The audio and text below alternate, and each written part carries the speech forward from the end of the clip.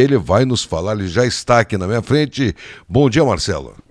Bom dia, Alexandre. É um prazer estar aqui no programa da Rádio Paraná Oficial, mais uma vez com vocês. Eu me sinto lisonjeado por toda essa introdução que você fez quanto à minha pessoa, mas é um prazer estar aqui. Eu acho que a gente trazer para a tua audiência curiosidades, trazer um pouquinho da história, contar o que um cônsul honorário faz, acho que é bastante importante e eventualmente pode ajudar alguns dos teus ouvintes em alguma necessidade específica que ele tenha. Então a gente está à disposição aqui para isso aí mesmo. Marcelo, você, não sei o que aconteceu aqui, agora já voltou aqui. Você é cônsul honorário, mas vamos falar um pouco sobre a sua trajetória de vida. Vamos saber de onde você é, né? Onde você nasceu, qual que é a tua ligação com Bangladesh, como que você se tornou cônsul honorário de Bangladesh, e você que também é vice-presidente do Corpo Consular, né? E também já vai assumir a presidência do Corpo Consular. Você imagine só a reviravolta em 8 anos na vida do Marcelo. Marcelo, você é da onde? Você nasceu aonde? Eu sou da Lapa, sou um lapiano aqui, pertinho de Curitiba. Então 100 quilômetros, né? Mais ou menos 100 quilômetros. 100 quilômetros. Cento e pouquinho. Então é bem próximo aqui, a região, praticamente quase região metropolitana de Curitiba, mas estou erradicado já aqui em Curitiba há bastante tempo. Então, vim criança e passei a maior parte da minha vida aqui em Curitiba mesmo. Então é um orgulho para a cidade, um lapiano que vira cônsul. Olha, as coisas aconteceram... Quantos lapianos já viraram cônsul? Olha, que eu tenho conhecimento, acho que é o primeiro. Você então, é o único. Sou o único. E Marcelo, você sai da Lapa, você vem para Curitiba e você começa a sua vida profissional, né? Eu vim para cá porque o meu pai se formou aqui na Universidade Federal do Paraná em Engenharia Civil. E ele começou a trabalhar, foi para o interior do Paraná primeiro e depois ele acabou vindo aqui para Curitiba.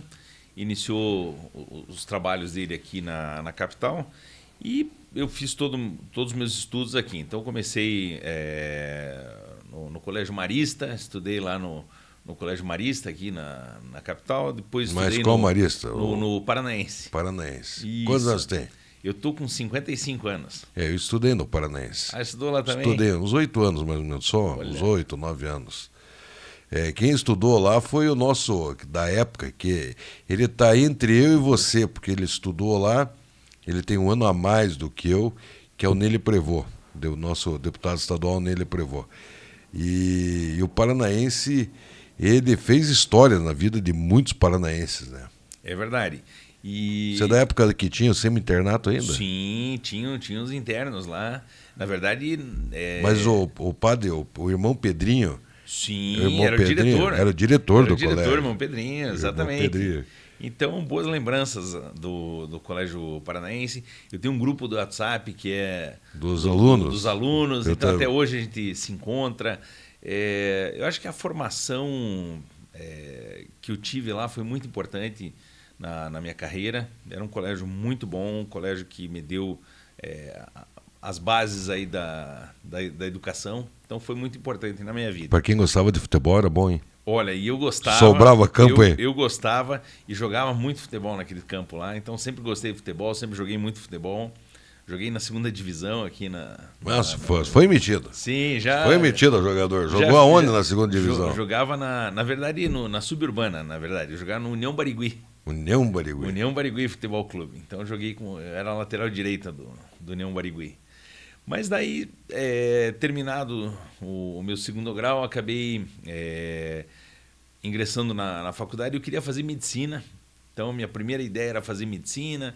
Tentei 1 ano, tentei 2 anos. Comecei a ver que o troço era muito complicado de passar, porque era muita dedicação, tinha que ter muito estudo, e tinha algumas matérias ali que eu nunca fui bom em física, não gostava muito da parte da física, e me atrapalhava para passar. Você tinha que ter era um conjunto completo para medicina. Então eu tinha alguma resistência ali com algumas matérias, Mas, no geral, eu ia bem nas outras, mas a física era o que me pegava. E daí acabei... o meu pai, como também tinha, fora da engenharia, ele tinha uma outra empresa de comércio exterior. Ele fazia negócio com a Argentina, com o Paraguai. Então, eu sempre convivi com estrangeiros, com a língua espanhola. E aquilo ali me soava interessante também. Na época, acabei entrando na Faculdade Positivo, que era nova, foi a primeira turma da Faculdade Positivo, no curso de administração com habilitação em comércio exterior. Aí foram 4 anos lá no Positivo, mas eu estava no Exército também. Então, nesse meio tempo, eu entrei no Exército e fiz como eu já estava na faculdade, quando eu tive que me apresentar, acabei fazendo o NPOR, que é o Meu pai foi de preparação de oficiais da reserva. Antigamente o NPOR, não, era CPOR, era que era CPOR, ali na Praça Oswaldo Cruz. Exatamente, era centralizado ali. E acabei ficando bem colocado no curso e fui chamado para fazer o estágio de serviço, que eles chamam. Então, eu tinha 20 anos na cara, uma oportunidade de ter um salário bom, estava fazendo faculdade. Eu acabei voltando então para as fileiras do Exército e fiquei mais 4 anos daí como oficial temporário lá no JACAP, no quartel do Boqueirão. Então, eu era oficial de artilharia. Acabei me tornando oficial de relações públicas lá. Então, foram 4 anos muito bons, me deram um direcionamento também de vida, de carreira. Eu tenho uma experiência muito boa do Exército. E voltando então, a hora que saí do Exército, comecei a trabalhar em empresas privadas. Trabalhei numa empresa de informática, onde eu fazia toda a parte de importação deles. Até que cheguei numa fase da minha vida, eu estava com 30 anos e eu me senti estagnado na carreira. Chegou uma hora que eu não crescia, eu não tinha para onde ir e o meu inglês não era bom. Eu nunca gostei do inglês.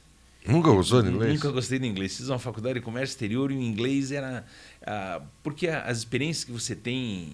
Eu não sei hoje em dia como é que está a educação de inglês, mas na minha época você ia para a escola de inglês e você só estudava gramática, e aquilo não evoluía. Então, porque o pessoal te amarrava anos e anos e anos no curso. E eu não gostava. E daí eu fiz espanhol, eu fiz francês e o inglês eu não queria fazer.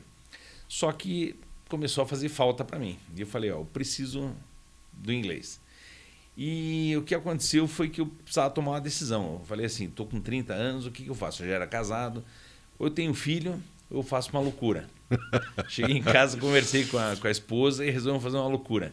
Eu tinha feito uma pós-graduação na FAI e terminei muito bem colocado nessa pós-graduação. No tempo que pós-graduação você tinha que mandar currículo e o teu currículo era se você não tivesse um currículo afim do curso que você pretendia, você tinha que fazer adaptações. Então eram realmente selecionados os alunos que iam fazer aquela pós-graduação, uma pós-graduação bastante disputada. Hoje em dia tá mais fácil de você entrar nas pós-graduações, então a coisa ficou mais tranquila. Mas o que aconteceu foi que nessa pós-graduação a gente recebeu a visita do pessoal dos Estados Unidos. A FAI ela tinha um convênio com uma universidade que é a Baldwin Wallace College. Agora é Baldwin Wallace University. Imagine se o homem não fala inglês. Você viu a pronúncia do nome? Baldwin Wallace College. Pois é, na verdade, exatamente. Então, essa universidade... Não, mas repita, como é que é o nome do... É Baldwin Wallace College. Agora, olha só o college do homem. Baldwin Wallace University. Olha, University. Então, a Baldwin, o pessoal veio para cá e falaram assim, olha, você não quer, se foi bem colocado, a gente dá uma bolsa lá para você fazer algumas matérias e você não precisa fazer alguns exames. Isso você já tinha conversado com a esposa? Não ainda. Não ainda. Não ainda. E daí aquilo era assim, música nos meus ouvidos. Era um sonho que eu tinha de ir para fora. Era o divisor de águas. Era o divisor de águas. E eu cheguei em casa e falei, já que a gente resolveu não ter filho já e fazer uma loucura, eu tô com a maior loucura da nossa vida. Vamos para os Estados Unidos.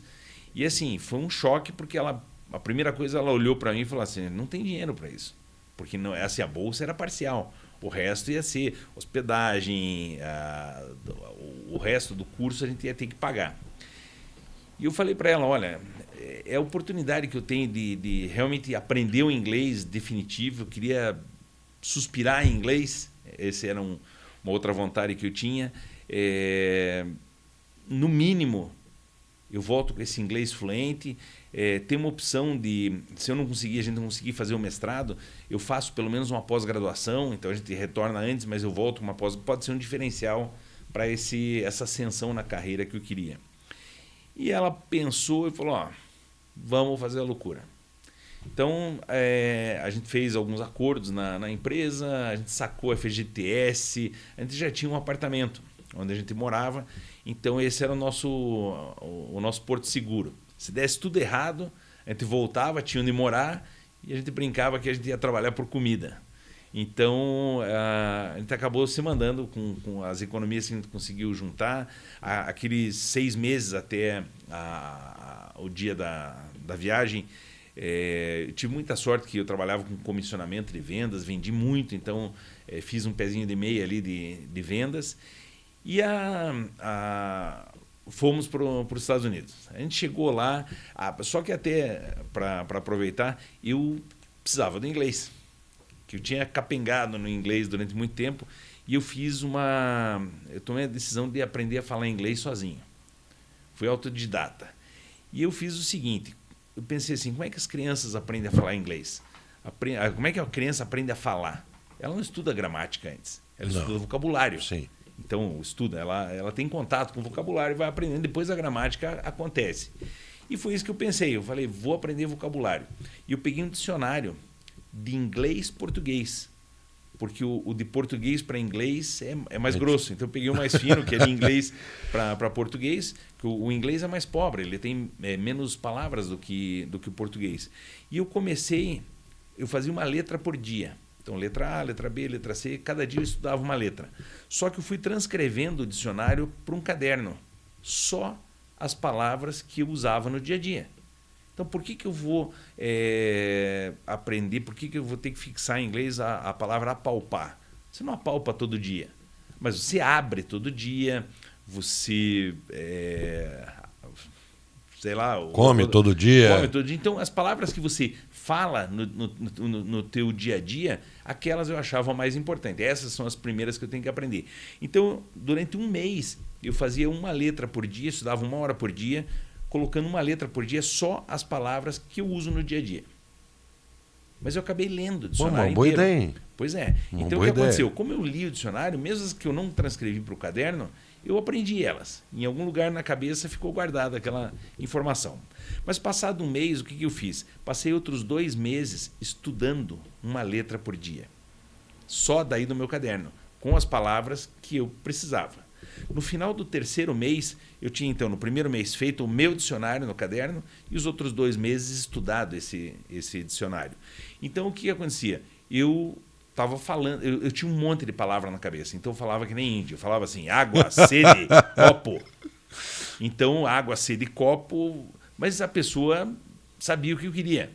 Mas faltava a construção, faltou a gramática. Daí eu fiz um curso intensivo de inglês, onde o pessoal... Aí você já tinha o básico, né? Eu já tinha o vocabulário, mas eu precisava formar as frases. Daí eu fiz um curso que era todo dia, era intensivo, então 30 dias, comprava módulos de 30 dias, onde você estudava o inglês, só que eles focavam na conversação e dando essas... Que nem carro vermelho não é não é car red. É red car. Exatamente. E daí eles foram dando os verbos de ligação e já no primeiro mês eu já conseguia construir frase. Então eu gostei do curso, fiz mais um mês, mais 30 dias. Então no final, então foram 3, 4, 5 meses. No final de 5 meses eu falava tudo o que eu queria, eu escrevia tudo o que eu queria, eu lia tudo o que eu queria. Rápido, Só hein? não escutava. Esse é a pior parte, o tal do listening, que é você ouvir, esse é o mais difícil. Então eu comecei a assistir televisão com legenda. É a tradução da mente, né? A legenda em inglês. Então é interessante porque você escuta aquela pessoa falando, daqui a pouco você escuta a palavra. Quando você escuta a primeira vez, o teu ouvido nunca mais esquece. Porque quando você não fala a língua, você não sabe onde começa a palavra e onde termina a palavra. Então, a hora que você escutou a primeira vez, o teu cérebro fixa e você daí parece que eles só falam aquela palavra. Daqui a pouco, pim, você escuta outra. E assim começa a pipocar essas palavras na tua cabeça e vai acontecendo. Então, o listening ele tem um tempo para acontecer. E eu fui para os Estados Unidos com esse listening meio fraco. Então, no apartamento lá da universidade, quando eu tocava o telefone, era uma briga com a esposa. Não, você atende, eu atendo. Porque era a parte mais difícil o listening e no telefone. Então, meu Deus do céu, a gente passou um apuro. Mas passado esse período inicial, eu comecei a trabalhar lá nos Estados Unidos, que você tem autorização para fazer o que eles chamam de practical training, que é você, a partir do momento que você está numa universidade, você trabalha para aplicar, é como se fosse um estágio, então você aplica aquilo que você está aprendendo na universidade no teu trabalho. Então, eu trabalhei em várias empresas lá dentro da área de comércio exterior, então foi uma experiência bacana. Estava lá no 11 de setembro. Estava lá no 11 de setembro. Eu morava em Cleveland, mas em Cleveland foi sequestrado um dos aviões que foi derrubado em Washington. Aquele que entrar no... Que caiu lá... Ele era para se jogar no... Acho no Pentágono, no Pentágono, coisa né? assim. Ele foi derrubado, aquele avião. É o que... ele foi derrubado? Foi. Então o pessoal diz que os heróis lá, os passageiros lutaram, mas não, ele foi abatido. Então isso daí... Daí você morava em Cleveland? Morava em Cleveland. Então... O cara não saiu... Não, você veja só. Toda essa luta para aprender a falar inglês, o sonho do cara de falar inglês, o cara, geralmente, quem fala em ir para os Estados Unidos, quer ir para Nova York, quer ir para Miami, ele foi para em Cleveland. Sempre alguma coisa que distanciava aquele negócio do sonho, né? Pois é, e o interessante de Cleveland, eu sempre queria... eu tive a experiência aqui, acho que foi em 75 que nevou aqui em Curitiba. Foi. Em 75 eu tinha visto neve e eu queria ter essa experiência de neve. Eu não tinha tido uma experiência com neve, fui para Cleveland porque nevava. Você então, foi para Cleveland por causa da neve? Eu queria ver a tal da neve. Então, tá, então foi uma escolha. Só que Cleveland nevava 6 meses por ano. Tinha 1 metro de neve. 6 meses? 6 meses. Então era bom para estudar, porque você ficava... Temperatura mínima na época da neve chegava o quê? Chegava a menos 30 graus. 30? 30. Eu disse que depois do menos 10 você já não vê diferença na... Um recado para você que quer falar inglês, né? você que quer colocar a prática do inglês na sua vida, você não precisa ir para Cleveland, para um frio abaixo de menos 30. E, Marcelo, e tua mulher junto? Minha mulher junto. Parceiraça. Parceiraça. Essa estava ali... Minha mulher não cozinhava, nunca tinha cozinhado, não sabia cozinhar. Então, foi a oportunidade dela lá. Ela de aprender a cozinhar. Você aprendeu inglês, ela aprendeu a cozinhar. Exatamente. Então, ela começou a achar alguns mercados lá que tinham... Porque a comida americana, se você entrar naquele ritmo do americano, meu Deus do céu, só comendo sanduíche não funcionava pra gente. Então, ela achou alguns mercados cubanos, que daí tinha feijão, tinha... outros produtos mais com comidas mais próximas do que a gente come no dia a dia. Então ela começou a comprar lá nesses mercados e fazer em casa. Daí o nosso almoço ali, fazer uma comidinha mais brasileira, né, para a gente viver melhor, pelo menos um pouco mais saudável, porque aquela comida americana realmente é complicado você no dia a dia viver tanto tempo lá. E eu comecei a fazer essa pós-graduação, terminei a pós-graduação. Daí, trabalhando lá, ajudou a pagar os nossos custos. A minha esposa, ela é fisioterapeuta, ela começou a fazer um estágio na Cleveland Clinic. Inclusive, nós tivemos o presidente... Como é que era o nosso presidente? Que foi operado lá em Cleveland. Eles têm um centro de Mas cardiologia. o presidente dos Estados Unidos ou o presidente brasileiro. Era do regime militar ainda. Como é que era o nome dele, meu Deus? Me fugiu agora tanto... Nossa, me fugiu mesmo o nome do... Vamos ver se eu lembro. Eu tô com ele aqui na ponta da língua. Então eles têm um centro médico lá muito bom. Não é o Jango, né? Não foi o Jango. Eu já lembro o nome dele. E daí o que aconteceu? A gente, no hospital, ela acabou conhecendo um engenheiro da Ford, que caiu de bicicleta e fraturou a coluna, brincando com os filhos no final de semana, caiu de bicicleta, o cara projetista de carro, assim, um cara com uma carreira fantástica, e acabou ficando tetraplégico.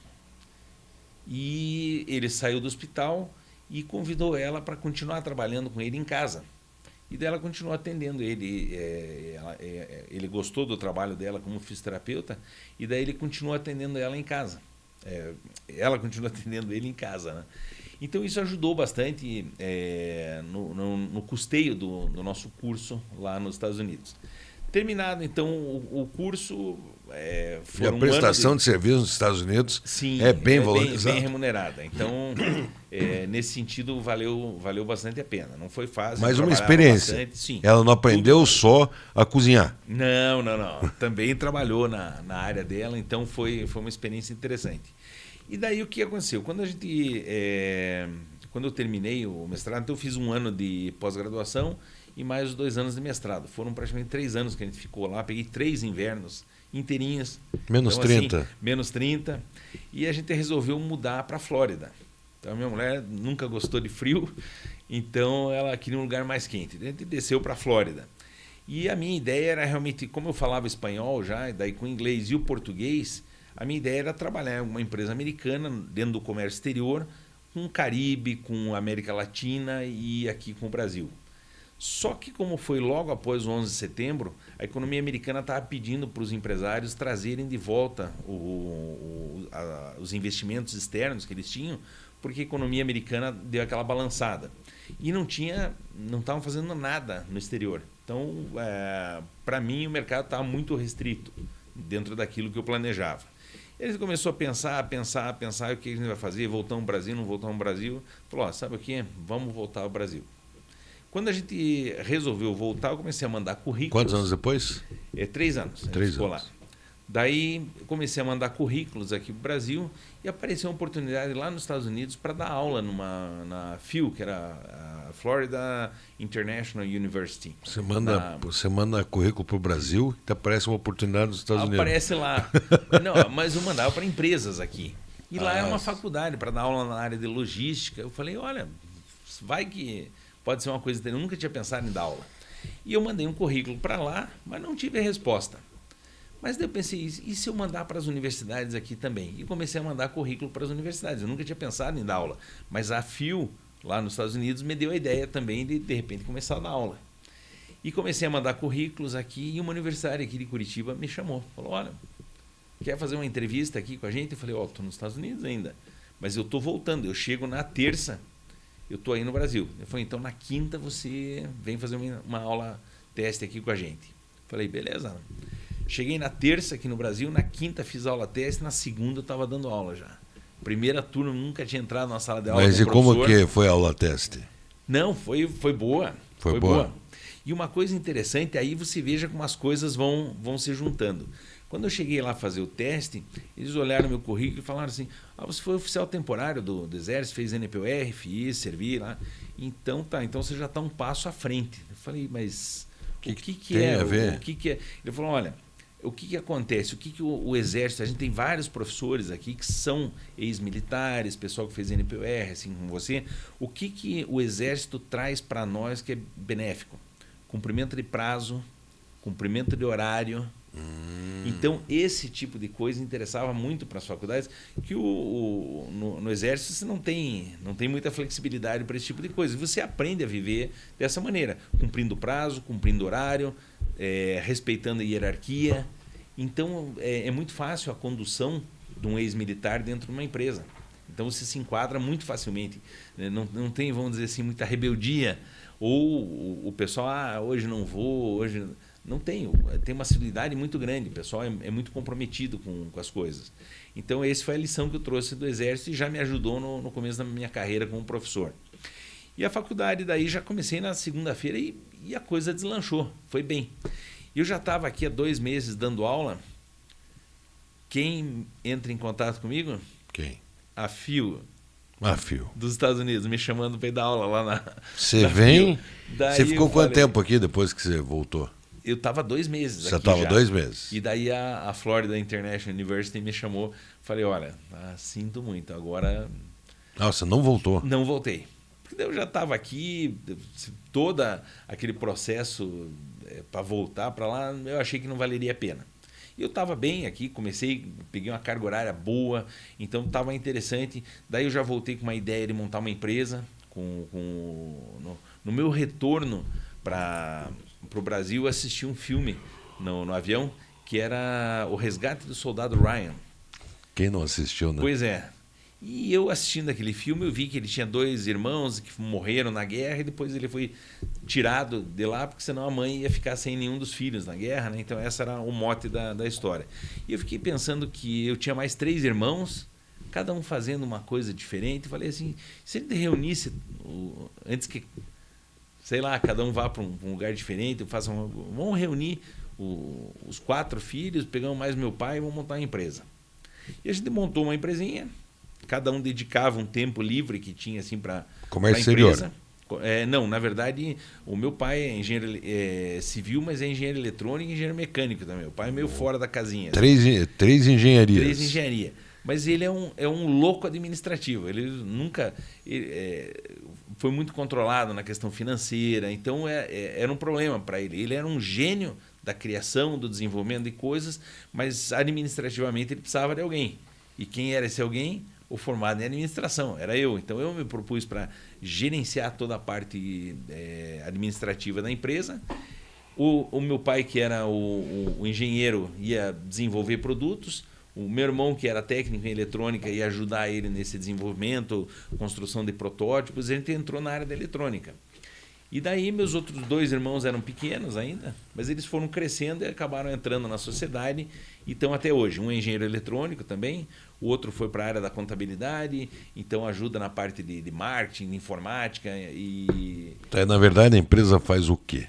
A gente fabrica hoje sinalização náutica. Então, são lanternas para sinalização náutica. Tipo aquilo que o cara fica lá no aeroporto ou é aquele que fica no chão? Elas ficam, na verdade, nas boias. Então, você tem o porto e antes de chegar no porto tem um caminho por onde os navios passam. E esse caminho ele é balizado com boias e em cima da boia tem uma lanterna náutica. É verdade, eu já vi aquilo. E como ele está no meio do mar, ele não tem como você ter eletricidade.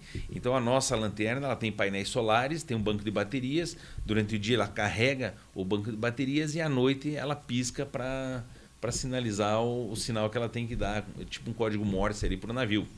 Então hoje são 310 códigos da Marinha Internacional. Ela tem que respeitar a IALA. Quantos códigos? 310 códigos.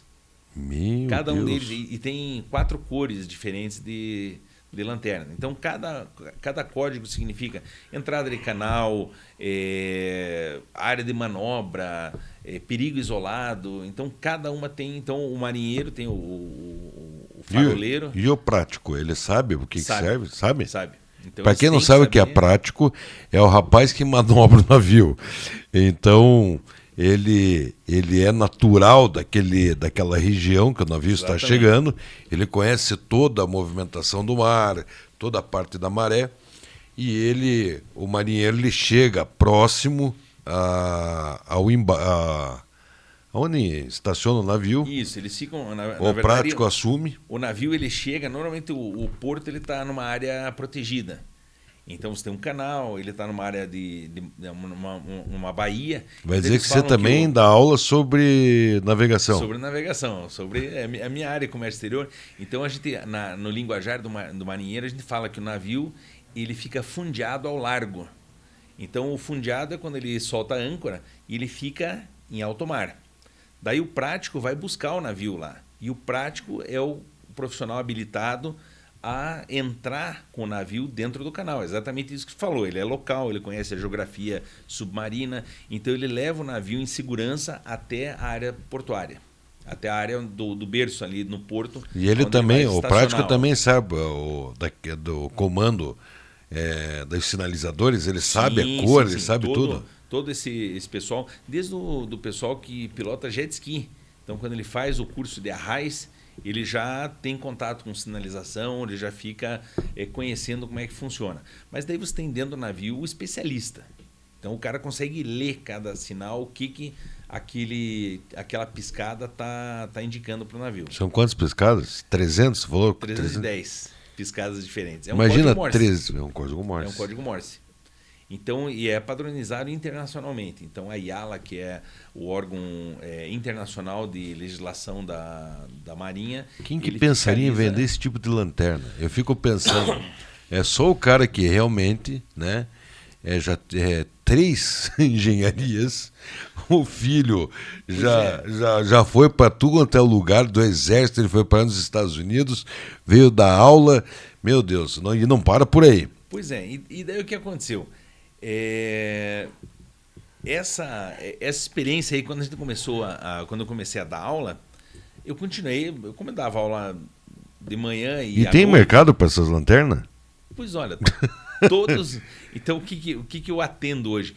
Claro que é um mercado de nicho, mas é muito nicho. Então muito hoje nicho. Você atende marinas, portos. Qual que foi o porto e a marina mais longe de Curitiba que você atendeu? Olha, o ano passado eu fui o maior fornecedor da Marinha Brasileira. E nós instalamos lanternas no Atol das Rocas. Onde que é isso? Onde que é isso? Fica longe para Morro. Fernando Noronha. Fernando Noronha tem. Então, talvez de Curitiba, Fernando Noronha seja mais longe. Então, postos isolados da Marinha, assim, longe da costa, tem lanterna nossa. Como a gente é o único fabricante nacional... Nossa, isso é o único. Isso é monopólio. O resto é tudo importado. Isso é monopólio. Na verdade, a gente desenvolveu uma tecnologia nacional porque a gente pensa uma lanterna como sendo um pisca-pisca. Ela tem muita tecnologia embarcada ao ponto de ninguém mais ter produzido aqui no Brasil.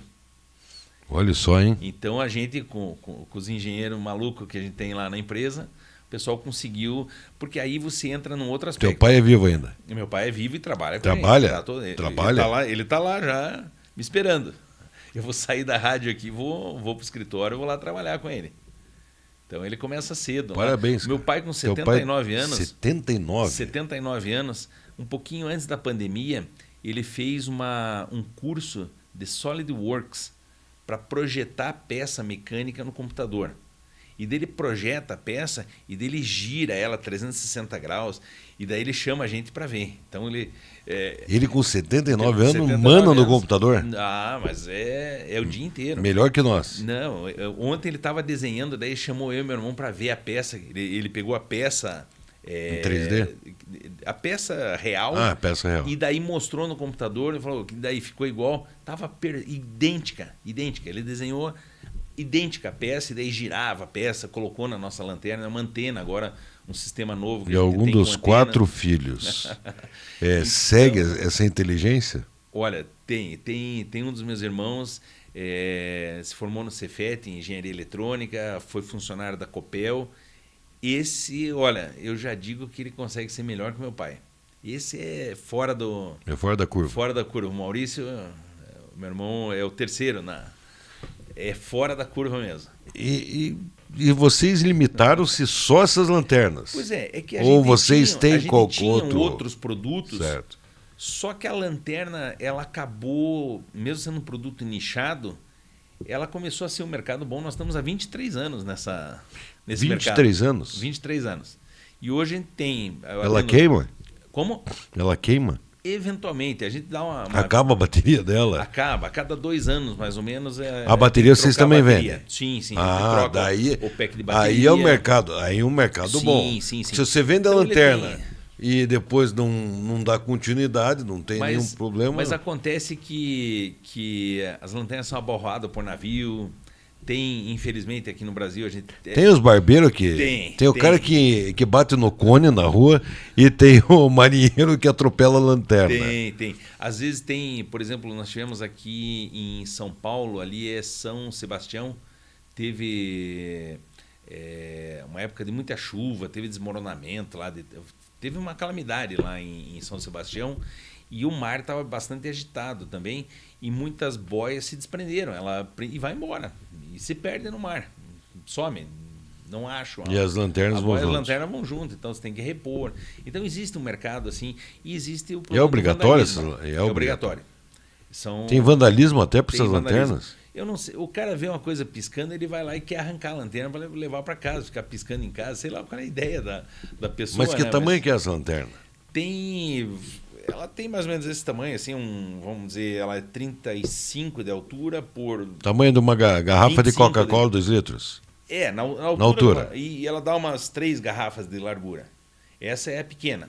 E daí tem as torres ela tem, vamos ver, 2 garrafas. E aquele negócio fica boiando. E ela, na verdade, ela fica em cima da boia. Só que a boia tem 13 metros de altura. Então, as boias são gigantes. Ela fica lá no topinho. E ela fica exatamente porque a projeção da luz fica na altura do convés do navio. Sim. Então, por isso que elas são bem altas, essas boias, a maioria delas, pelo menos. Então, e você tem... ela é muito complexa, a construção dela, porque ela trabalha num ambiente extremamente inóspito. Então, a maresia, ela é toda construída em alumínio. Ela detona o alumínio, é impressionante. Enferruja. Enferruja ou alumínio. Alumínio enferruja? Então a gente tem essa impressão que, não, é alumínio, não enferruja.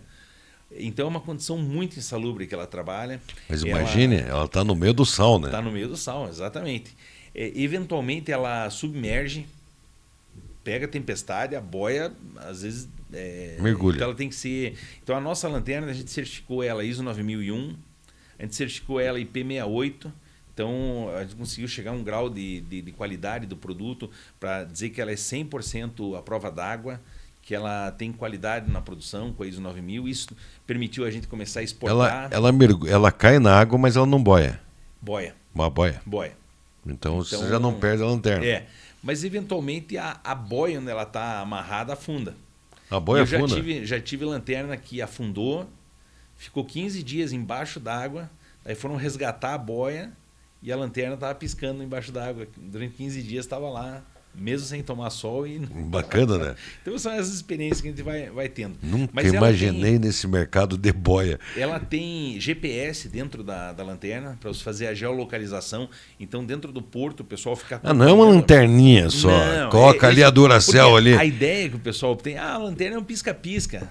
Ela tem muita tecnologia embarcada. Então por isso que ninguém se meteu a fazer Tem até GPS dentro. Tem até GPS. Então você tem a programação via controle remoto para esses 310 códigos da. Então tem um aplicativo. Então se o cara roubar a lanterna para piscar em casa, nada, vocês podem saber onde que está a lanterna. A gente pode localizar. As então, que tem GPS, sim. Então você que gosta de pegar uma lanterninha, essas do mar aí não adianta vocês pegarem, senão vocês vão ter a federal batendo na porta da sua casa. É o risco da coisa. Então ela tem muita tecnologia embarcada. E o outro problema é a responsabilidade civil. Porque se você...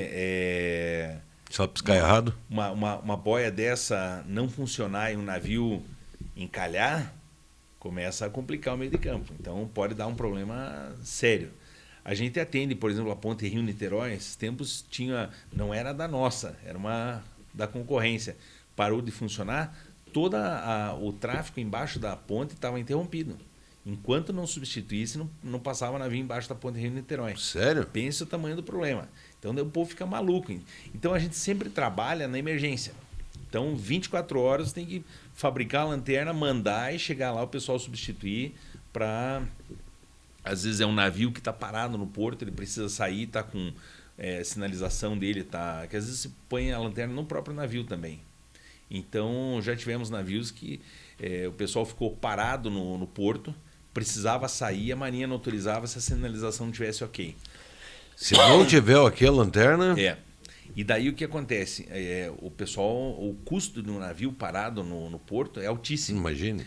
A ponto que o pessoal nos ligou, pediu a lanterna e pediu para um funcionário nosso ir para o Rio de Janeiro. Eles pagavam a passagem aérea para entregar em mãos por causa da velocidade. Então terminamos, compramos uma passagem da hora, embarcamos o funcionário e foi para o Rio entregar em mãos lá para o navio poder sair. Agora o problema foi, a gente fez todo o processo rapidamente, conseguimos a passagem e o funcionário era meu sogro. Meu sogro trabalhava comigo até se aposentar, mas o problema foi convencer a sogra a deixar o sogro ir para o Rio de Janeiro, na sexta-feira de carnaval. Ô, maravilha! Ô, sogro, ninguém conta o que aconteceu, né? Sogro do Marcelo. Mas deu certo e como ela liberou, porque ele ia de manhã e voltava de tarde. Então foi um bate-volta. Assim. Mas não deu problema no voo de volta. Até que não deu problema no voo de volta. Daí não, ficou pro dia seguinte. Não me indispus com a sogra. Não se indispus com a sogra. Não, foi tudo dentro dos conformes. Há quantos anos mesmo com a empresa, Marcelo? 23 anos. 23 anos. 23 anos. Vocês estudam ter mais alguma coisa ou só trabalhar com a lanterna? Não, exatamente esse desenho que meu pai estava fazendo é um sistema novo agora, é onde a gente está colocando um sistema de comunicação com o porto através de rádio. Então ele vai ter uma antena, onde a lanterna você vai conseguir monitorar no painel não só a localização dela, mas você vai ter carga de bateria, vai ter o nome da lanterna para você saber onde é que é a posição exata, qual é o código que ela tem. Então, software de celular, tipos de medição. Tipo aquele de celular que você consegue ver toda. Nós temos um aplicativo, a programação dela você faz no aplicativo no celular. Então dá para programar ela os 310 códigos através do celular. Então ele tem bastante tecnologia embarcada, não é coisa pouca. Hoje a gente está num nível assim das melhores do mundo. Do mundo? Do mundo. Tanto que a gente está começando a exportar, a gente fez a ponte da integração aqui, a gente faz tudo por causa do Ryan também. Tudo por causa do Ryan. Tudo por causa do Ryan. E hoje a gente vive, são os 4 filhos, mais o meu pai, a gente vive da empresa. Então, todos os sócios são os irmãos e o pai, todo mundo funcionou. O Ryan, vocês mandaram fazer a sala Ryan? Não tem a sala Ryan? Eu acho que a gente pode. Tinha que ter lá a sala Ryan, ou o beco Ryan, algum bequinho lá. Sim. Eu vou pensar nisso daí. Eu tenho a sede nossa lá, ela foi construída no terreno da minha avó. Era a casa da minha avó, a gente construiu atrás da casa da avó, a gente começou a empresa lá nos fundos da casa da avó. Depois que a avó faleceu, a gente acabou assumindo a parte da frente, construímos a parte da frente, daí tomamos conta. Conta. Mas a gente deixou o prédio de trás lá, tem o nome da avó, em homenagem lá, a sede Cecília Grendel. Então é a nossa sede. Mas o Ryan, acho que eu vou colocar uma sala Ryan lá, acho que vale a pena. Oficina, pois é, exatamente. Oficina Ryan. Exatamente. Mas então, voltando à ideia, paralelo então à empresa que a gente começou... Você dava aula ainda? Dou aula ainda. Não, mas todo esse processo de início, sim, tudo você continuou dando aula. A empresa, como é que a gente começou a empresa? Cada um de nós tinha um emprego diferente. Tá. E a gente dava horas disponíveis do dia para trabalhar na empresa. O meu pai e meu irmão não tinham o que fazer, então eles só se dedicavam 100% à empresa. Mas os outros tinham outros afazeres, então a gente dividia o tempo. Até o momento que a empresa chegou num patamar que daí a gente podia se dedicar 100% a ela. Mas eu continuei dando aula, eu dava consultoria para outras empresas também na área de comércio exterior. Então meu dia sempre foi assim, muito corrido. E dentre essas empresas que eu dava consultoria, eu comecei... então, se veja, a saída para os Estados Unidos me deu o credencial para você dar consultoria para empresas, com mestrado na área de comércio exterior. E por eu falar inglês, daí, fluentemente, eu comecei a viajar para representar empresas paranaenses no exterior. Então, eu participava de feiras. Então, eu passei 7 anos, eu estava todo mês num país diferente. Então, eu conheci 35 países, viajando o mundo inteiro, participando de feiras e levando produtos paranaenses. Como eu queria ser médico, eu tinha uma afinidade com produtos da área médica. Então, eu vendia implante odontológico. Você não tinha mudado ainda essa ideia de ser não, médico? Não tinha. Já tinha tentado 2, 3 vezes, não conseguiu, mas ainda estava com sonho. Eu fiz um curso de instrumentação cirúrgica. Você fez o curso? Trabalhei no Cajuru, no centro cirúrgico. Queria vestir o jaleco branco. Então eu tinha que estar envolvido ali com alguma coisa. Então, paralelo a todas as coisas que eu fazia cesárea sábado de manhã com um amigo meu que era cirurgião obstetra, né? Então a gente fazia cesárea, ajudava ele nas cesáreas. Então eu tinha essa vontade. E daí, como eu tinha essa afinidade com a medicina, eu busquei implante odontológico, pele sintética, pó de osso para enxertia. Então eu tinha afinidade com os termos, com entender como é que funcionava a aplicação. Então eu ia assistir cirurgia, ia assistir a colocação de implante, ia acompanhar tudo isso daí e estudava muito. Então quando eu viajava, eu conversava com dentista, conversava com médico, eu falava com propriedade, a gente falava a mesma língua. E quanto mais você conhece sobre o produto que você vende, você passa credibilidade sobre o produto. Porque você fala com propriedade. Exatamente. Né? Então foi muito bacana essa minha experiência. E também, como o meu mestrado, eu trabalhei na área, a minha dissertação no mestrado foi na área de cultura internacional, a negociação baseada em aspectos culturais. Nessa minha vivência, nesses 35 países, eu pude aprender cultura. Então eu ia nos mercados municipais, ia em lugares onde o povo daquele país vive, não ia só no lugar turístico. Então eu ia pegando um pouquinho de cada país para ter Mandaram aqui João Figueiredo, presidente. Figueiredo, exatamente. O Figueiredo foi para Cleveland. Mandaram aqui. O Hamilton Kudla, que está nos ouvindo aí. Obrigado, Hamilton. Olha, muito obrigado pela ajuda. Como é que... Eu não sei se a gente vai ficando velho, a cabeça já não vai funcionando bem, então a gente demora às vezes para pegar no tranco e lembrar um nome. Porque eu sempre falo dessa história e falo do Figueiredo e hoje me fugiu o nome do presidente. Então foi assistido lá em Cleveland. O que aconteceu com ele nos Estados Unidos? Ele foi fazendo cirurgia cardíaca. Cirurgia cardíaca. Então foi para lá, que esse centro de Cleveland era um centro de referência nesse tipo de cirurgia. Como é que é o nome da sua esposa? É Claudiana. Mas ela chegou a atender o ex-presidente? Não. A gente foi bem depois da época do presidente. Certo. E me diga uma coisa, Marcelo, agora daí você dá aula, você é instrumentador, você tem empresa, você fazia mais o quê? Pois olha, eu já fiz tanta coisa... Não, ao mesmo tempo, até... Ao mesmo tempo, olha, eu participo de uma associação dos oficiais da reserva, então eu... Ainda você é envolvido com o Exército? Sim, e essa associação, então o pessoal dizia assim... o braço forte e mão amiga. Então, os oficiais da reserva, eles passam para a mão amiga. Então, essa nossa associação, a gente fazia muito trabalho social. Então, a gente angariava fundos para lar de velhinhos, para crianças. Tinha lares de crianças que são retiradas do convívio familiar por abuso, por qualquer tipo de problema. Elas vão ser colocadas para adoção. Então, eles ficam em alguns lares. E daí a gente fazia esse apoio e junto com o Exército. Então, são as coisas que não aparecem, né? Sim. Então, daí, por exemplo, a gente conseguia apoio do Hospital Militar. O Hospital Militar ia lá, pintava, fazia reforma no imóvel, bota o pessoal deles lá para trabalhar. Então, a gente fez muita coisa nesse sentido e faz ainda toda quinta-feira a gente tem reunião, toda primeira quinta-feira do mês a gente se encontra para jantar. Então, o pessoal da associação sempre está em atividade nesse sentido, tentando fazer alguma coisa na área social em nome do Exército. E, Marcelo, daí vem a tua caminhada, né? Você dando aula, você fazendo tuas instrumentações. Você parou com a instrumentação agora? A instrumentação eu parei. Parou. Então ele parou com essa obsessão que ele tinha de vestir o jaleco branco. O negócio dele é o jaleco branco. Exatamente. E se eu não vou ser médico, mas dentro do centro cirúrgico eu vou estar. Tava lá.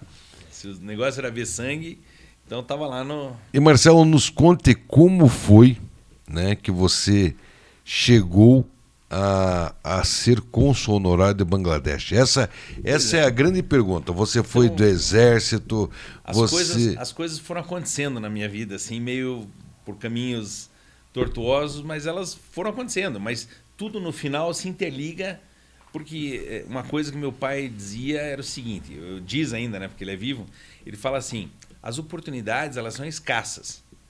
Ele até usava um termo que era assim, a oportunidade ela é careca. Você tem que agarrar ela com os últimos fios de cabelo que ainda tem, senão ela escorre pelas mãos. Só que se você não estiver preparado para a oportunidade, ela passa de qualquer jeito. Então, esteja preparado. O dia que a oportunidade passar por você, você pega ela. Então, assim, eu fiz de tudo, tive muitas experiências em várias áreas e tudo isso me ajudou a galgar, a conhecer pessoas, a trabalhar em ambientes diferentes, a me relacionar. E tudo isso foi me abrindo portas, foi me facilitando em contatos com órgãos de governo, com empresas, com N players aí na nossa sociedade. E o dia que me apareceu essa oportunidade, eu estava dando aula, a minha coordenadora me ligou, me chamou, falou assim: Marcelo, eu recebi uma ligação de Brasília, aqui tem uma embaixadora que está vindo aqui para Curitiba e ela queria dar uma palestra. Vamos segurar no meio da palestra. Vamos. E daqui a pouco a gente volta. Então, vamos beleza. Intervalo. 9 horas em ponto. Você pensa que não passa rápido a hora, hein, Marcela? Passa rápido. Vamos a um breve intervalo e a gente já volta para continuar com essa entrevista sensacional, uma entrevista maravilhosa com Marcelo Grendel, ele que é cônsul honorário de Bangladesh, ele que é empresário, ele que é um estudioso e é um cara visionário e um sonhador. Ele queria aprender a falar inglês, autodidata, ele fez o seu dicionário, olha só aí, olha só que prepotência, ele criou o seu dicionário de inglês. Da seguinte forma: eu vou aprender primeiro o meu vocabulário do dia a dia. Aí, do exército, ele aprende a falar inglês, vai para os Estados Unidos, volta para os Estados Unidos, começa a dar aula, junta toda a família, irmãos, pai, por causa do soldado Ryan, né? E daqui a pouco a gente continua com a história dele, até ele virar cônsul honorário de Bangladesh. Já voltamos rapidinho, fiquem aí, não percam aí a segunda parte do programa que vai estar sensacional. Convidamos ele para falar aqui, que é o assunto sobre o cônsul, né, honorário que ele hoje é de Bangladesh. Bangladesh que está ali, para quem geograficamente não sabe, né, Bangladesh é na Índia, né? É isso, Marcelo? Ele fica no nordeste da Índia. A localização é nordeste da Índia. Marcelo, conta para nós, depois de toda essa tua batalha, de toda essa tua luta, aprendeu inglês sozinho, foi para os Estados Unidos, voltou, dá aula, empresário, teve no exército, enfim... Chega a hora há 8 anos atrás, quando foi convidado a ser cônsul honorário. Como que aconteceu isso na sua vida? Pois é, então, como eu estava te dizendo, a gente vai abrindo leques, né? Então, sim, a coisa vai tomando vários rumos. Em capítulos, né? Que a gente vai fazer a tua entrevista, né? Capítulo 1, capítulo 2, capítulo 3. Sabe que os meus alunos falam assim: professor, quantas vidas o senhor já viveu? Mas então, brincadeiras à parte, o que aconteceu? Eu estava dando aula e a minha coordenadora me chamou e falou: olha, está vindo uma embaixadora que quer dar a palestra e a gente aceitou ela aqui. Você pode apanhar ela no aeroporto? Eu falei: tá, né? Vamos lá. E daí eu comecei a pesquisar Bangladesh. Eu também não sabia exatamente onde é que ficava. Já tinha conhecido de nome o país, mas não sabia exatamente onde é que ficava. Aí fui dar uma pesquisada, como é que era a questão de cultura, porque era a formação do meu mestrado. Daí já vi que era um país muçulmano, daí já me preocupou, porque era uma embaixadora que estava vindo, então uma mulher muçulmana, como é que eu ia recebê-la, como é que eu ia colocar ela no meu carro. Então ficou toda aquela preocupação cultural ali, que não podia cometer nenhuma gafe, né? Então me preparei, coloquei um terno, fui lá com a plaquinha Bangladesh e fiquei aguardando ela no aeroporto. E de repente chegou uma pessoa para mim, assim, de calça jeans, camiseta, totalmente com outro estereótipo que eu imaginava da embaixadora de Bangladesh, né? E ela se apresentou como sendo embaixadora, e daí você engessado ali, querendo ser o mais cordial possível, mas sem invadir privacidade, respeitando a questão cultural. Não veio com aquele lenço na cabeça? Nada, camiseta, calça jeans. Então, quando você olha, quando você fala... Quebrou esse paradigma, que você imaginava um estereótipo e chega uma pessoa comum, como a gente. E daí eu me ofereci para carregar a mala dela. Ela falou, não, a mala tá leve aqui, não tem problema nenhum. Levei ela até meu carro, abri a porta de trás para ela sentar atrás, para ir conduzindo ela. Falou, não, vou sentar no banco da frente, já vai me mostrando a cidade, a gente vai conversando. Aí foi quebrando aquele gelo, assim, eu falei, nossa, é diferente. Mas isso tudo em inglês. Tudo em inglês, tudo em inglês. Se você não tivesse aprendido... Aí entra a questão do que me abriu portas. Então, aquela minha ideia, não, eu preciso falar inglês, eu vou fazer uma loucura, vou para os Estados Unidos, coloquei todas as minhas economias na coisa e falei assim, no mínimo eu volto com inglês fluente. Esse inglês mudou a história da minha vida. E só aproveitando para o nosso ouvinte, que às vezes tem vontade de falar inglês, encontra dificuldades, acredite, hoje em dia você precisa do inglês. Ele é um diferencial, ele te abre portas, porque ainda a gente tem muito pouca gente no Brasil que fala fluentemente o inglês. A minha esposa, que foi comigo para os Estados Unidos, ela foi lá para me acompanhar. Mas ela aprendeu inglês, ela trabalhou lá nos Estados Unidos. Quando ela voltou... Ela fala inglês? Fala inglês. Você fala em casa inglês com ela? Olha, sabe porque que tem uma tia minha que ela fica aqui no Brasil e ela fica lá nos Estados Unidos. Quando ela está aqui no Brasil, ela só fala inglês com os filhos. Uhum. Quando ela está lá nos Estados Unidos, ela só fala em português com os filhos. Olha. Para não perder. Sim. Se você não praticar, você realmente perde. A gente não fala no dia a dia, mas, por exemplo, você está assistindo um filme e às vezes a gente não percebe que a legenda, você põe a legenda, mas a legenda está em inglês. E você não percebe que ela tem. Você está ali, está normal.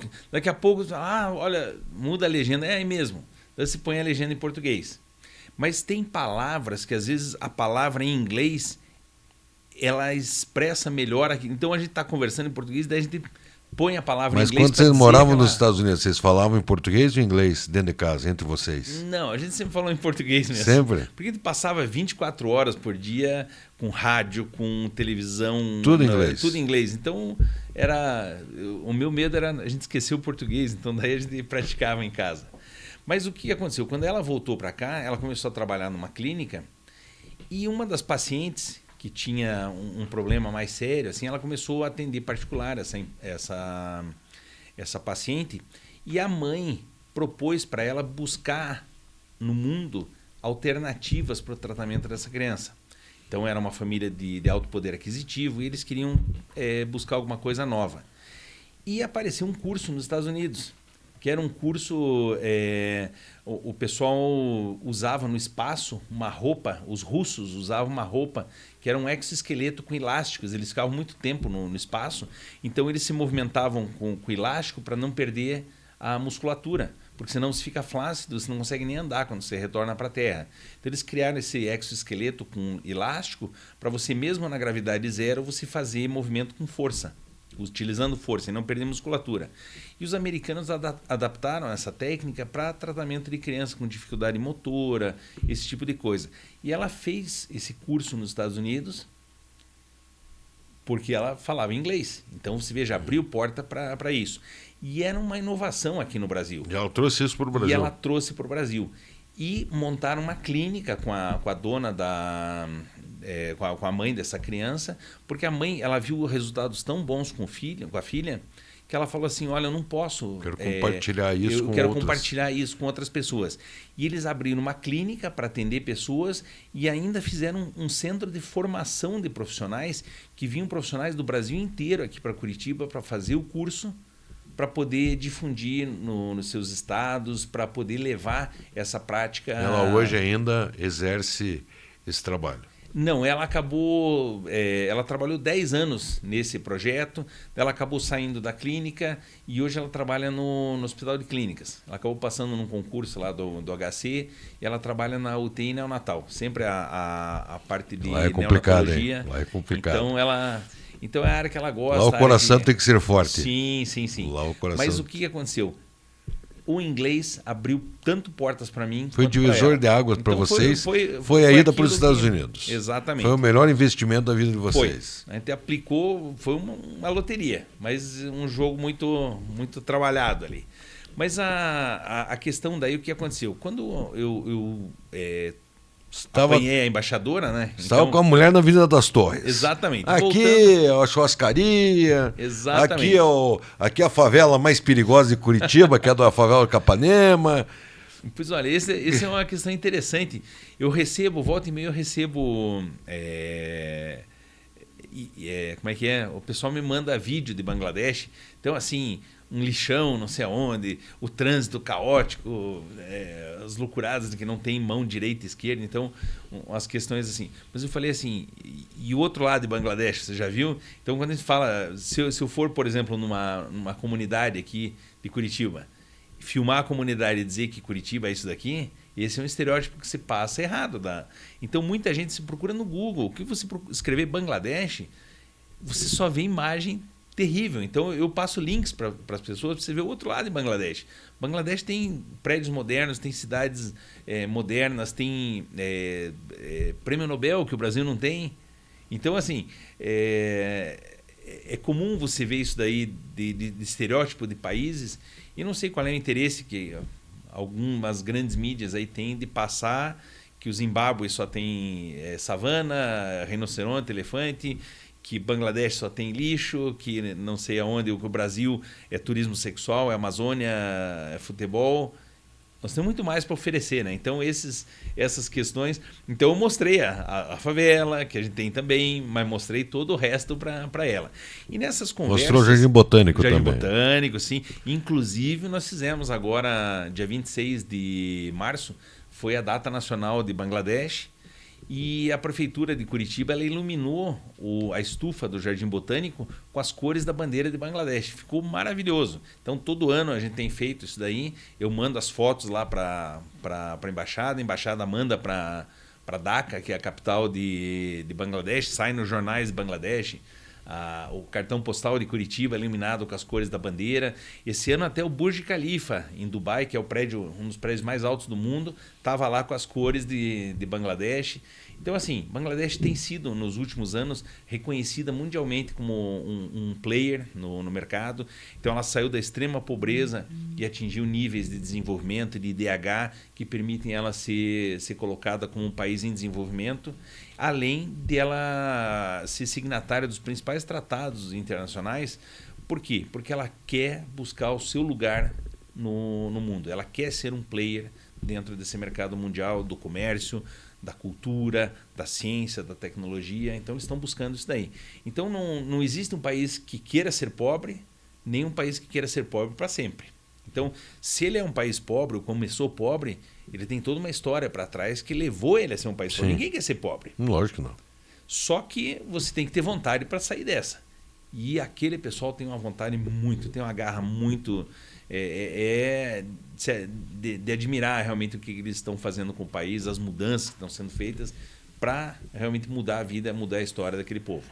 Tá. Daí você tá lá com a mulher, levou ela pro hotel. Pois é, na verdade, a primeira curiosidade foi que ela me deu uma agenda de presente. E nessa agenda eu folhei e já tinha o feriado nacional lá de Bangladesh, tinha um feriado lá que era dia de Buda.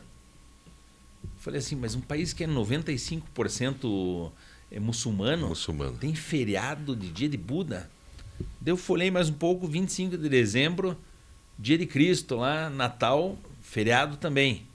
Eu falei, mas como é que é essa história aqui? A embaixadora não está trajado ali com aquele estereótipo que a gente imagina do muçulmano. Daí você tem feriado nacional de dia do Cristo, tem o dia de Buda. Daí que ela me explicou que Bangladesh é o país mais laico, é o muçulmano mais laico do mundo. Então, eles não têm conflito com outras religiões, então eles convivem. Tem igreja católica, tinha um entreposto português, entreposto comercial português em Bangladesh. Trouxeram a religião católica, tem igreja católica lá dentro, tem templo budista. Nos ministérios lá, a própria embaixadora, o secretário dela da embaixada em Brasília, era budista. E ela era muçulmana. E convive no mesmo ambiente, não tem problema nenhum. Então, eles são... você não vê as mulheres com burca, então elas usam sari todo colorido, com pulseiras, com joias. Então, é muito diferente a imagem que a gente recebe do muçulmano. O muçulmano, se você procurar no Alcorão, a burca, em lugar nenhum diz que mulher tem que usar burca. Então aquilo ali é extremismo. Você professa alguma religião, Alexandre? Eu sou católico de formação, né? Então De formação não, de nascença. Mas vamos imaginar, dentro da tua experiência como católico, você já fez autoflagelação? Não. Aquele de... Não. Por que não? Por que não? Por que não? E por que todo muçulmano tem que ser homem-bomba, tem que ser... Então, é essa a questão. São os extremistas. Então, quem que manda a mulher usar a burca? O extremista. É aquele que... É o que eu digo. A religião, em lugar nenhum, fala que a mulher tem que usar a burca. Então, esse é uma dos exemplos. Assim como a religião católica não diz que você tem que fazer autoflagelação. Certo, mas concordo. O extremista, daí ele... Então, só que às vezes também a imagem, como eu falei, do país, esse estereótipo, a imagem que se passa para a maioria das pessoas é que todo muçulmano é homem-bomba. O cara da Índia que eu te falei. Eu acho que tive com ele já. Eu não... O cara da Índia que eu te falei. Gustavo, é isso? Gustavo Bastos. Sim. Ele esteve aqui na rádio dando uma entrevista. Então o Bangladesh tem uma proximidade muito grande com a Índia. Eles têm parcerias. A Índia ajudou o Bangladesh na guerra da libertação deles, então, com o Paquistão. Então eles têm uma afinidade muito grande com a Índia. Mas daí a embaixadora, então, continuando a nossa conversa, me passou todas essas informações e eu fui ficando curioso, cada vez mais curioso em saber sobre Bangladesh. E daí tive a oportunidade de levar lá para a faculdade, ela fez a palestra, mas ela ia passar 3 dias em inglês. Então, como a maioria dos alunos lá são alunos de relações internacionais... Sim, todo mundo fala inglês. Então, o pessoal, via de regra lá, já vem preparado para o inglês. E daí o que aconteceu? Como ela ficou mais 2 dias aqui em Curitiba, ela me pediu uma ajuda, se eu não ciceronava ela. Participei de reuniões com empresários, fiz algumas traduções que ela precisava em reuniões com pessoas que não falavam inglês. Então, acompanhei ela durante 3 dias aqui em Curitiba. Quando ela voltou para Brasília, a gente continuou trocando mensagens. Ela me pedia um auxílio para fazer alguma pesquisa no mercado, alguma coisa assim, e eu fui fazendo com ela, mas sem pretensão nenhuma, nunca tinha nem me passado pela cabeça essa possibilidade.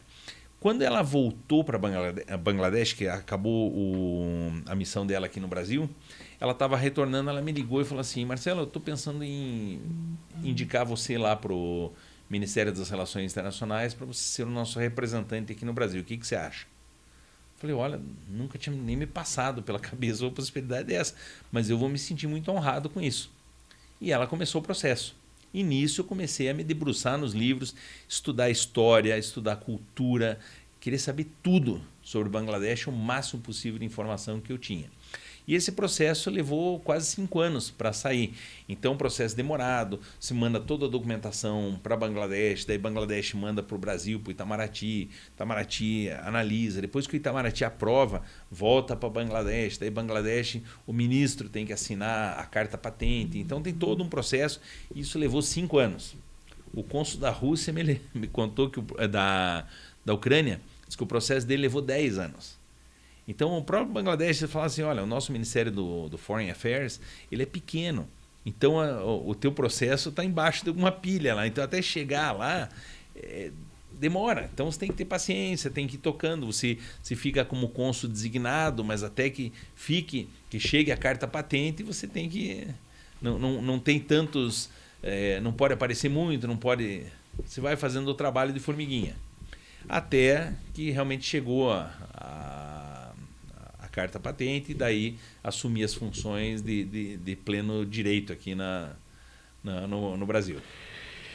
E como que você chegou também e foi rapidamente, né? Se você há 8 anos, né, é cônsul honorário de Bangladesh, você também é vice-presidente, né, do Corpo Consular. Para quem não sabe o que é o Corpo Consular aqui do Paraná, no qual o Marcelo é vice-presidente. O Paraná, no país, é o estado que mais consulados tem, é isso, Marcelo? Sim, ele tem... nós temos um consulado a mais do que em São Paulo. Então, fora Brasília, que tem maior representação diplomática por causa das embaixadas, Curitiba é a segunda maior representação internacional.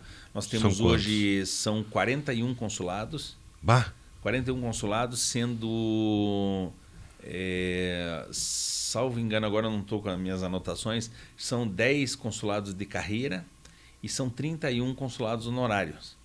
Qual que é a diferença de um para outro? Então, o consulado de carreira são profissionais do país que eles representam. Então, são, por exemplo, nós temos aqui em Curitiba o consulado da Argentina, o consulado do Paraguai. Então, ele tem um cônsul paraguaio, um cônsul argentino. São pessoas com a nacionalidade. Da nacionalidade, e eles têm poder para emitir passaporte, para visto. Certo. Então, eu não tenho... Porque o que acontece? A emissão de visto, ele é uma questão de segurança nacional. Então, normalmente não é dado a um estrangeiro essa possibilidade de você dizer quem pode e quem não pode entrar em Bangladesh. Então, você normalmente precisa de um local, de uma pessoa natural do país para dar essa autorização. Então, o cônsul geral é que faz isso. Então, a nossa emissão de visto é em Brasília, dentro da embaixada. E eu faço eventualmente uma entrega de passaporte, recebo documentação, mando documentação para Brasília. Eu faço o intermédio, o meio de campo com a embaixada. Então, todo o trabalho que a embaixada precisa, eu auxilio nessa função. E você vira vice-presidente do Corpo Consular no Paraná e agora já vai assumir a presidência do Corpo Consular, mais uma responsabilidade, e viva o Soldado Brian. E é tudo Soldado Brian. A vida do Marcelo é baseada no filme Ryan, não é Brian, é Ryan. E qual que é a tua projeção, Marcelo, para... lógico, 41, você assumir a presidência de 41 responsável, né, por administrar aí, como é que a gente diz, a diplomacia entre os consulados. Como é que se chama os consulados? Como que é cônsul no plural? São cônsules. Cônsules, né? Isso. Então, na verdade, veja, primeiro a tua primeira pergunta, como é que eu cheguei aqui? Então, veja, acho que com todas essas coisas que eu fiz na minha vida, dentre outras, no tempo dos Estados Unidos, eu lavei piscina para me manter lá. Então, você morar nos Estados Unidos é caro. Então, eu fiz, final de semana, eu lavava piscina com um cidadão lá que me contratou para ajudar ele nesse trabalho de limpar a piscina. Já no meu tempo de adolescente, já vendi sorvete, já vendi salgadinho, já fiz de tudo. Então, você aprende a se relacionar com o mais baixo nível de pessoas que tem até. Então, assim, você pode falar, não vou citar uma profissão específica, mas assim, alguém de chão de fábrica até o presidente da República, eu me relaciono. Eu tenho conversa, eu tenho a maneira de me aproximar, de conversar com essas pessoas de igual para igual. Então, eu acho que parte disso daí seja a razão de eu estar assumindo a presidência Ainda não assumi, existe uma eleição, mas por enquanto, como é a chapa única, deve dar tudo certo aí para eu assumir essa presidência. Mas o que aconteceu? Eu me julgo uma pessoa carismática. Então, hoje, dentro do Corpo Consular, eu não tenho um problema com ninguém. Eu sou amigo de todos os cônsules que tem aqui no Paraná, me relaciono bem com todos eles. Então, esse foi um dos fatores. E é o que digo, toda essa trajetória me ensinou a saber lidar com as pessoas de uma maneira complacente, respeitosa, seja com a menor das profissões, com a maior das profissões, eu trato as pessoas da mesma maneira. E dessa forma, acabo sendo uma pessoa que acaba tendo um relacionamento bom com todo mundo. Então, hoje o Corpo Consular achou que, de repente, mesmo com pouco tempo... Eu sempre coloquei para todo mundo lá que se alguém tivesse pretensão de entrar na campanha eleitoral, quisesse ser, eu abriria a mão. Já era para ter sido o cônsul o ano passado, o presidente. Mas daí um dos cônsules falou, olha, eu já estou em fim de carreira aqui, eu tinha vontade de ser presidente. Eu falei, você é a pessoa, eu estou chegando agora, tenho muita boa vontade de trabalhar, de construir coisas novas, tenho propostas, mas estou aí, você vai, então, você tem preferência. E ele assumiu, ficou, são 2 anos de período, ele está saindo agora, ele falou, agora é a tua vez. E ele, quando assumiu, quando eu abri mão o ano passado da minha campanha para ele assumir, ele falou, mas você vai ser o meu primeiro secretário. E acabou que o vice-presidente dele acabou saindo do cargo e eu, como era o imediato na hierarquia, ali subi para a vice-presidência. Então, eu fiquei dessa maneira. E esse ano daí foi uma consequência até da última gestão, onde eu sou a pessoa que ninguém discutiu ali quanto a assumir a nova presidência do Corpo Consular. Então, por enquanto, o caminho está aberto para que isso aconteça agora em maio.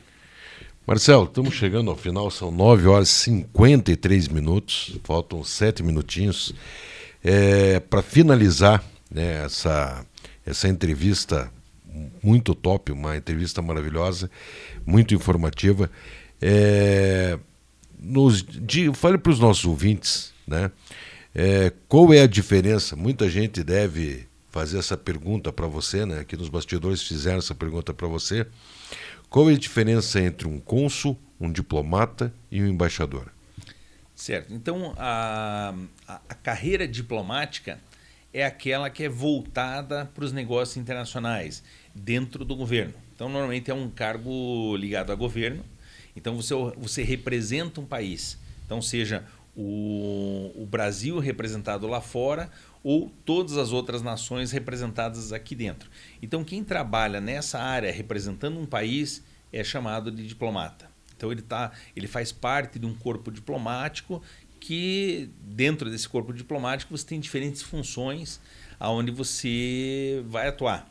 Daí, dentre essas funções, você tem o chanceler, você tem o embaixador, você tem o cônsul, você tem o primeiro, segundo, terceiro secretário, você tem um chefe de chancelaria. Então, são as diversas carreiras diplomáticas que você vai atuando de acordo com a tua formação. Então, por exemplo, o pessoal que vai para o Itamaraty aqui no Brasil, esses estão aptos a ocupar cargos de embaixador, cargo de cônsul do Brasil em outros países. Então, são os cônsules de carreira que ocupam essas cargas. Então, todo mundo que trabalha na área internacional representando um país, ele é de uma forma ou outra considerado um diplomata.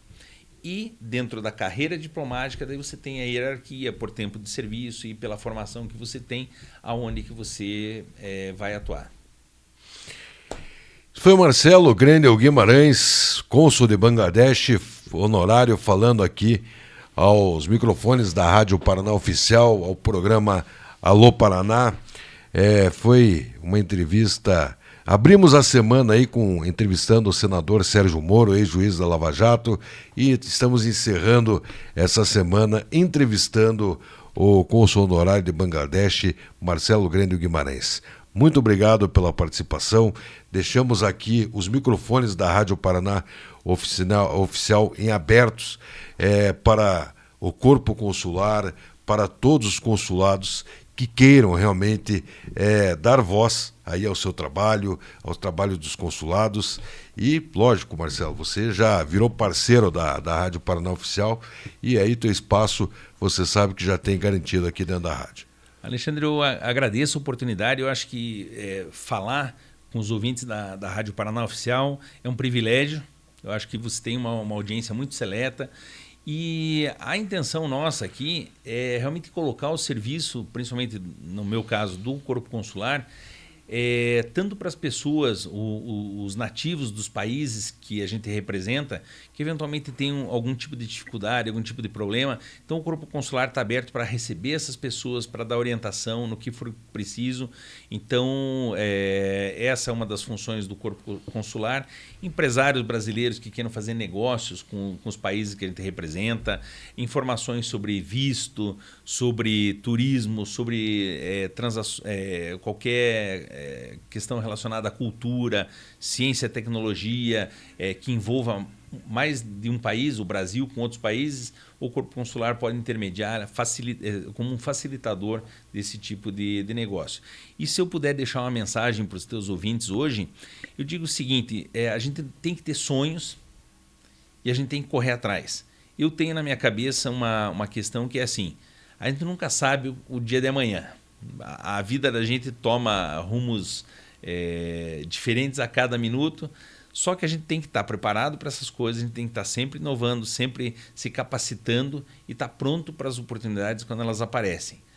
Eu penso que assim, eu tentei na minha vida várias coisas, umas deram certo, outras não deram, mas eu acho que me arrependeria muito se no final da minha vida eu pensasse assim, e se eu tivesse feito tal coisa, teria sido diferente? Então acho que talvez esse sentimento seja um sentimento muito ruim. Então se eu chegar no final da vida e não der nada certo, eu vou dizer assim, olha, eu tentei, Deus não quis, mas eu tentei. Tá certo. Então, pessoal que estava nos ouvindo, um bom final de semana para vocês e não desistam, tenham sonhos. Enquanto a gente tem sonhos, a gente está brigando, correndo atrás de tudo que a gente pode conseguir nesse mundo. Uma boa tarde para todos vocês, um bom dia, um bom final de semana. Esse foi